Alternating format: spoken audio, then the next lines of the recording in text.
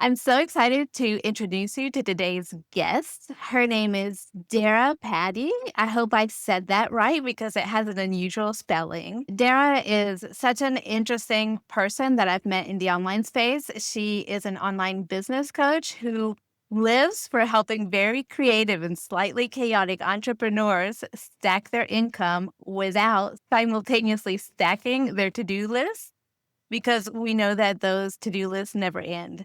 She is a staunch believer that there are 1,001 ways to do business and that they pretty much all work, which means that you can get to handpick the strategies that play to your strengths instead of bullying yourself into someone else's model.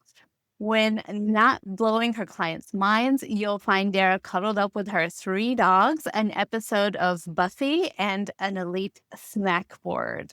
Welcome to the show. I'm so excited to have you here today. Thank you for having me. There's so much in that intro that I want to break down for our listeners who might not know you. And so I would love to talk about how you got started as an online business coach, if you wouldn't mind running our listeners through that.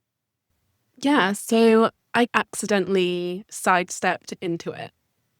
So I started my business as a content strategist and manager. So I worked behind the scenes in a lot of people's businesses, essentially telling them what to post and then usually crafting those posts for them. You know this work, right?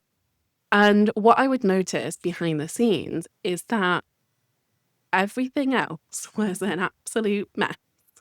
I could create the best content in the world, but there were no systems, there were no clear offer pathways. The offers themselves didn't make sense. The launch strategies were chaotic at best. Everything just felt very patchwork together. And a lot of these people, even though outwardly they looked very successful, behind the scenes, they were miserable. They were stressed, they were hating their lives, and they were constantly trying to keep up this illusion that they had their shit together. And my content was accomplishing that for them. But I could just see so many different gaps that could very easily be filled. Because of that, because I noticed that gap, I started just stepping in. Like, I'm not somebody who loves silence. So if somebody's stressing out in the Slack channel, I'm going to be like, have you considered this? Can we discuss that? What if we did this? And so I ended up almost building a new role for myself that I wasn't getting paid for, I would like to add. And it made me realize just how much more inspired and invigorated I was by those conversations than by just, here's what to post and when. And don't get me wrong, I still love talking about content. That's still something I support my clients with. But there's a much bigger picture there. And so once I'd been hit with that aha moment of actually, this is what I want to spend my days doing, I was like, okay, I'm going to do a coaching certification. I want to make sure my skills are up to snuff.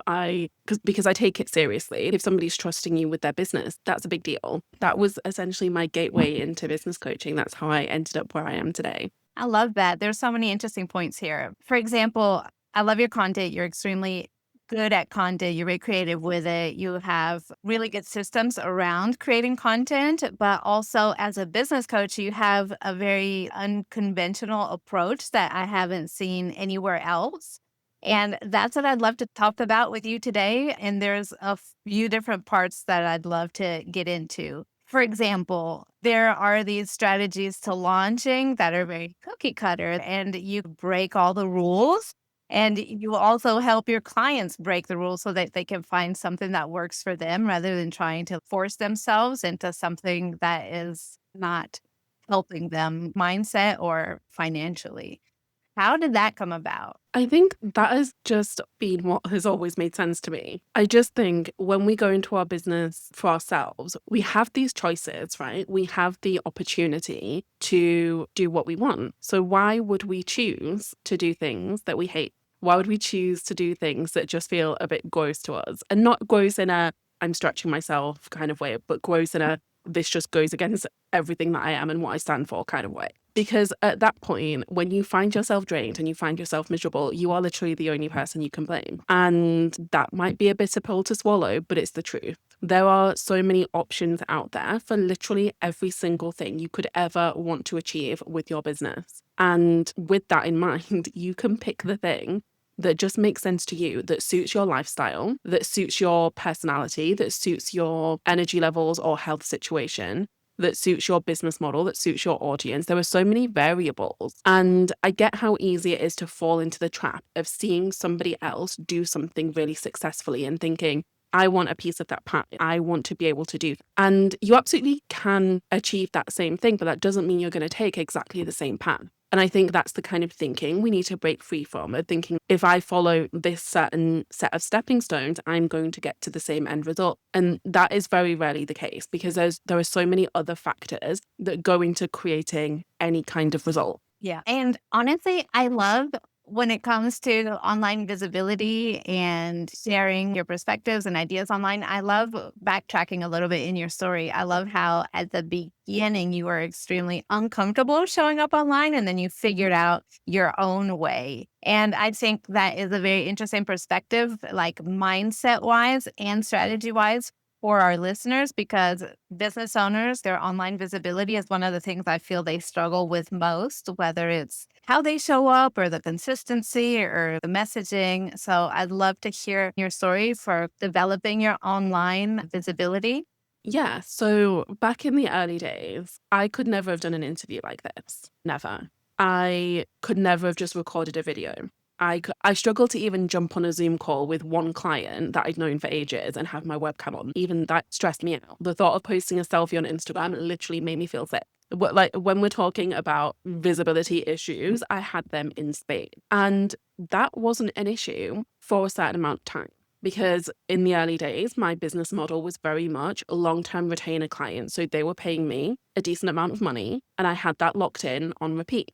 And I could find those clients through word of mouth. It literally took me having one online friend to introduce me to some of her business owner friends. That's how I built my business in the early days. And so being shit scared of being visible didn't really matter. But when I started wanting to broaden the scope of what I did, when I just felt drawn to teaching, to having accessible options, to giving some of my magic to people in a more accessible way, and also growing my business in a way that wasn't just always trading my time and energy for money, I had to rethink this, because there's only so much that word of mouth can do for you. And it's still a powerful tool, don't get me wrong. I still get referrals all the time. You came into my world via referral, right? But I knew that if I wanted to be selling digital products, I would need to get over myself and get comfortable being seen. I did not enjoy the process, particularly in the early days, but I knew that it was important. And ultimately, my desire, my vision was stronger than my fear and my reluctance. And so because I've always been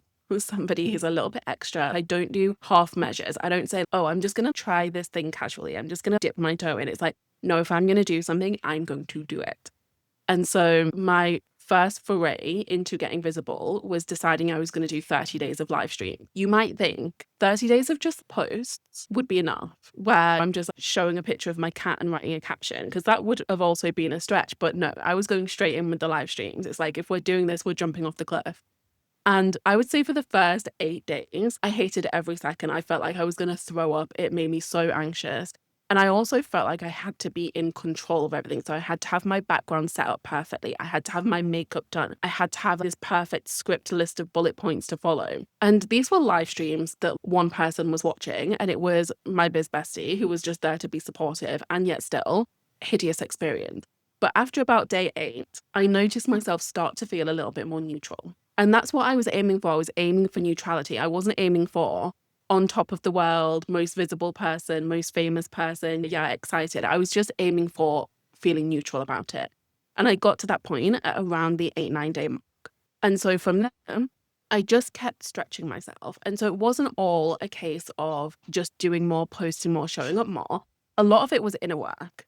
So I worked with someone on tapping. I did RTT, which is a form of hypnotherapy, to really work on what was going on beneath the surface around all of these visibility issues, these visibility wounds. And so doing the two things in tandem is ultimately what helped me get to the point where now I can jump on a podcast and not know what we're going to talk about and be absolutely fine. I can pop on my Instagram stories in my pajamas with no makeup and no plan. It's not an issue anymore.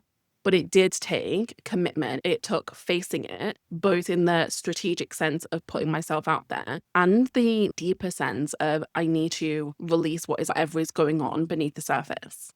That makes a lot of sense seeing your approach now because you always mix those two together. It's never just pure strategy or only mindset. It's always a solid combination of the two. And I love it because it really speaks to everyday challenges that we have as entrepreneurs and small business owners.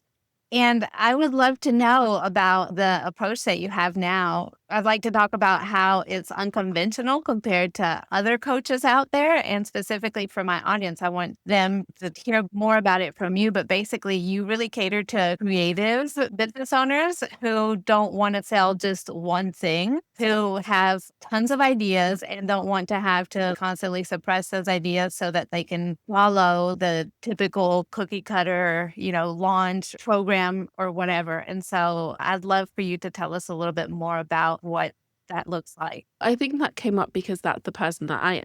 Like, I am the person who has 1,000 ideas. I am the person who is constantly inspired, constantly wanting to experiment, constantly wanting to innovate. And I'm not that unique. There are other people like that out there. And I think it really goes back to what I was saying earlier about playing to your strengths. Now, you might assume that having one signature offer would be easier. It's only one thing to think about, it's one thing to sell. But when you are super creative and you have this overflow of ideas, it actually makes it a lot more difficult to fixate on just one thing, because it feels like you're fighting against your own natural instincts. You're fighting against your own creative urges. And that can honestly feel like a form of torture when you don't give yourself that outlet, when you feel in your gut that there is just something that you want to do or something that you need to do, but you're logicking your way out of it. It can feel really unpleasant. And again, why are we making decisions in our business that feel unpleasant? And so the way that I support my clients is looking at these amazing ideas that they have, which often come to me in a very chaotic Google Doc with lots of different tabs and half-formed thoughts. And we figure out how to make it an ecosystem that makes sense, both in the sense of them needing to deliver on it, and also the pathways that we're creating for our clients. Because another thing that I really focus on in my coaching is we are not about the quick wins. We are not about just making immediate sales in the thing you're selling right now. We are about building long-term relationships with ride or die clients who just can't get enough of you, who want to stick around long term. I love that. And when you talk about also thinking about the client experience, that's another thing I want to touch on because you are very unique in that as well. I'm in several different of your offerings. Some of them are free, some of them are paid, but what they all have in common is that they are an experience. It's not like just information. I'm not just getting information. It's an experience. As an example for people listening, you have this Bold Moves Telegram group, right? That's, I think, the first thing I joined. And if I'm not mistaken, it's a free offering. And it's almost like a monthly podcast. You once a month, like at the start of the month, you have a theme, you introduce a theme, you break it down quite in depth. And then we have action steps. And there's a little challenge at the end so that we can win prizes and get the full experience. As a customer, from my perspective, when you start the first audio of the month, it always starts kind of like with a story that really pulls you in. And I found that to be so addictive from the beginning. And then it breaks down into like strategy, mindset, and actionable steps. And it's a fun experience. I can't wait for the next one to come out. And it's so unique. And so I'd love for you to talk a little bit about that more because it's something that you do in every single one of your offers. And you also meet people where they are by creating offers that have different price points, different links, different benefits. I think what is important to state here very clearly is that when I am creating something, I am never thinking, how can I make this unique? That is never the intention.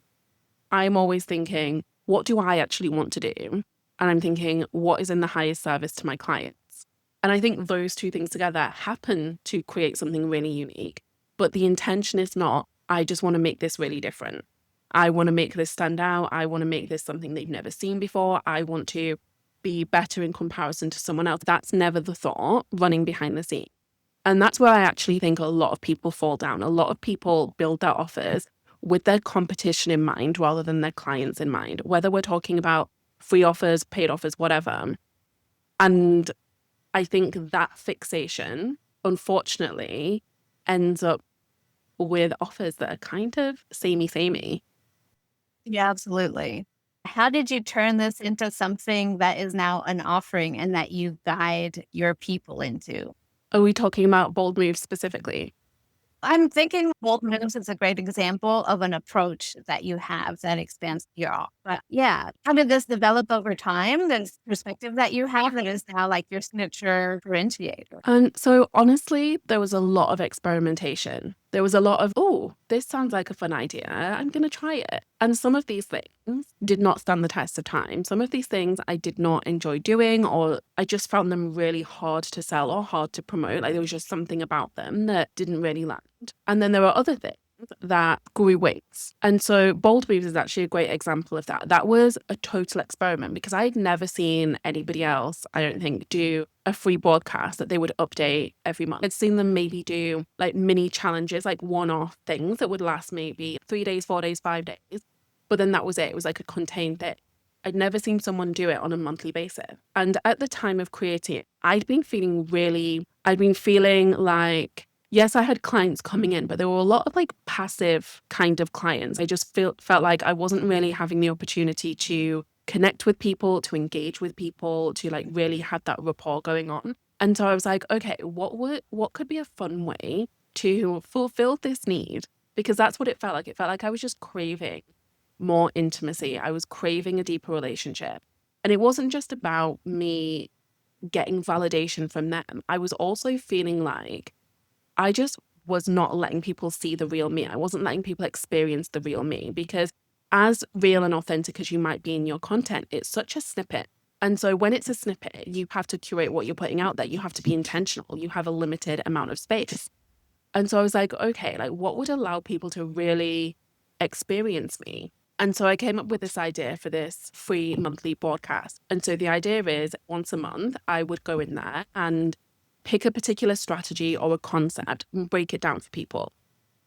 And then I also started adding in a Q&A element. So every time we have a Q&A thread where people can submit their questions. And what I love about that is it came to be accidentally. It was more a case of, oh, wouldn't it be fun if I just added this element? But now when I look at it, it really gives people such a solid insight into the way I work. So they get a taste of my teaching with the initial voice note, and then they also get a taste of my coaching with that Q&A style. And so it feels like a really solid way to bring people into my world because it's very easy when they plug into that broadcast for them to go from completely new to me, like cold audience, have never heard my name before, to immediately like, I want to work with this person. Yeah, for sure. That was my experience, and I love the Q&A because sometimes I listen to your answers to people's questions before I listen to the whole broadcast. When I'm walking my dog, I start listening to the answers to the questions, and they're so good because you mentioned it often. Like you are somebody that likes to go deep. You're clearly very introspective. You think things through a lot, and so your answers are always well thought out. They're never like it's like something you just throw out there just to get things done. So they're super insightful. Yeah, there's a bit of a running joke at Daire HQ that we only do podcast length voice. Awesome. So tell us a little bit about what you're working on now because of all your multiple offers that I've seen quite a bit of. What is the most recent thing that you've been developing and where should people come and check you out? The most recent thing that I've been developing is, okay, this is like early access tea because I have not talked about this publicly yet, but I am building out a new challenge called the Unfair Advantage. So this is going to be a 30-day thing that is running throughout September of 2026. And I am so freaking excited about it. The whole theme is around really bringing your spicy main character energy into the different aspects of your business. So it's very much about that building strategies that play to your strengths that we've been talking about throughout this whole episode. So we're going to be looking at things like, yes, your content and your messaging, but also how you structure your offers, how they all fit together, how you bring that into your client conversations, because that's a piece that I think a lot of people don't think about. We think about how to make our content captivating. We think about how to make our messaging and offers look captivating. but we don't necessarily think about how to bring that into our client delivery and how that feeds into retention and all of that good stuff. So yeah, I'm really excited about it. And it's like super low ticket. So if you want a month of me, like a month of calls, a month of Telegram, then that is a great place to get started. And like I said, it starts September 1st. So I'm gonna have to sign up for that. Also, a thing that you do a lot is a lot of the coaching that you do is on Telegram, which I super appreciate because it's so much more easy to consume, meaning I can just listen to it whenever is convenient for me. And then if there is the opportunity to ask questions and you get back in your own time, and it's just so easy. I haven't even used Telegram before starting with you, and now I only use it for your offers, and I don't have any contacts or any friends, nothing in there because I just want to use it to be able to have these very exclusive channels. So yeah, I love how you use Telegram, and you're very proficient at it as well because you structure it so it's a very nice experience with like information that we need like pinned to the top with a graphic. So it's actually not the usual chat that's just overloaded with stuff and you can't find anything, but it's actually very easy to use. And I was quite resistant to getting on Telegram because it's like, I don't want another messaging app on my phone distracting me. when I first signed up for something that somebody else was doing on Telegram, I really wanted to do this thing, but on principle, I was like, I don't want to download. But then when I got over myself and I did, I was like, fine, it's better. Because I used to use WhatsApp, but it's better than WhatsApp, whatever, okay. And I swiftly fell in love with it. And I think one of the most controversial Telegram moves I made was to move my membership community onto Telegram. Because it used to be like a standard Facebook group. But I had this like intrusive thought of what if I started offering people Telegram Q&A option inside of the membership? So yes, we have our monthly hot seat calls, as you know, but what if people can also just get direct access to me in between? And everyone was telling me, like, it's just not scalable. Like, it's not this, it's not that. And I was like, yeah, I don't care. I still want to do it. And so moving the community onto Telegram, it was honestly one of the best decisions that I made because I feel like it's bonded all of the members together more. It's helped me stay on top of what they're doing because ultimately, I think with any of our client spaces, we want our clients to get results. Like, that is the real reason that they're there. And I think if you can add these little touch points that facilitate that, do it. That's not the way it's usually done, even if you haven't seen somebody else do it. Like, you know your work best and you know your clients best. So just try it and you can always change your mind later.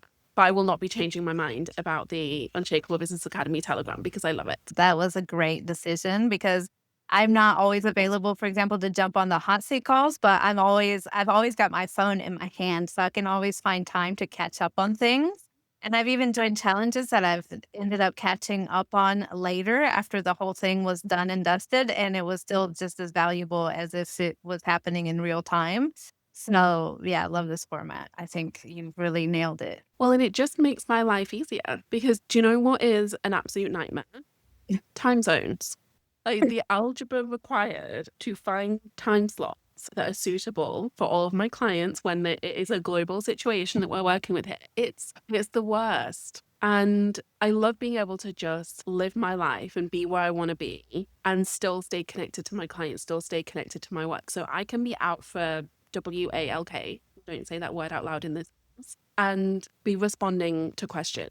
I can go and be at the park or at the lake or wherever I just want to be and still support my clients. We've been having hideous heat waves in the UK. Like, I can sit in my garden under a parasol and still be coaching my clients. I don't have to be in my sweltering office with ring lights blasting in my face. Yeah. And it feels like we're right there with you. It feels like I'm talking to a friend because with most of my friends, we just send voice notes to one another. And so when I'm listening to your voice notes, it has that quality because I can hear some of the background noise or you'll tell us, this is what I'm doing today. And I love it so much. It's so cool. I actually got a message from one of my one-on-one clients yesterday who was like, do you know what? I love that I can hear bird song in the background because immediately it calms me right down. Yeah, I'm like, she's probably out walking her dogs, and I'm over here walking my dogs and I'm listening to it. So I'm like, yeah. So I appreciate so much your time today. What else? I think our listeners need to know about your new podcast as well, because I've been enjoying that very much also. It's called Stacked and Steady, and you can find it on Apple Podcasts and it's brand new. You're only a few episodes in, right? So today, episode 11 is going out. Oh, So, cool. So definitely worth listening to. It's entertaining, it's valuable all at once. So definitely go check that out. And where else can people find you? I know you're really active on Instagram. yeah, Instagram is definitely my main platform. So, if you just want to come and have a little creep, check me out. Instagram is definitely the place to do that. So we're going to add all those links in the show notes so everybody can get to know you. Any final thoughts for our listeners before we wrap this up? First of all, thank you for listening. Second of all, just if there's one thing you take away from this, remember that it is your business. And while you might be surrounded by the most amazing experts teaching amazing strategies, your gut is always going to be the smartest decision maker. You know how you function best, you know how you think best, you know what lights you up, and you know what drains you. Take that insight with you when you are making decisions about how you're going to move forward in, like I said, what is your business. Awesome. Thank you so much.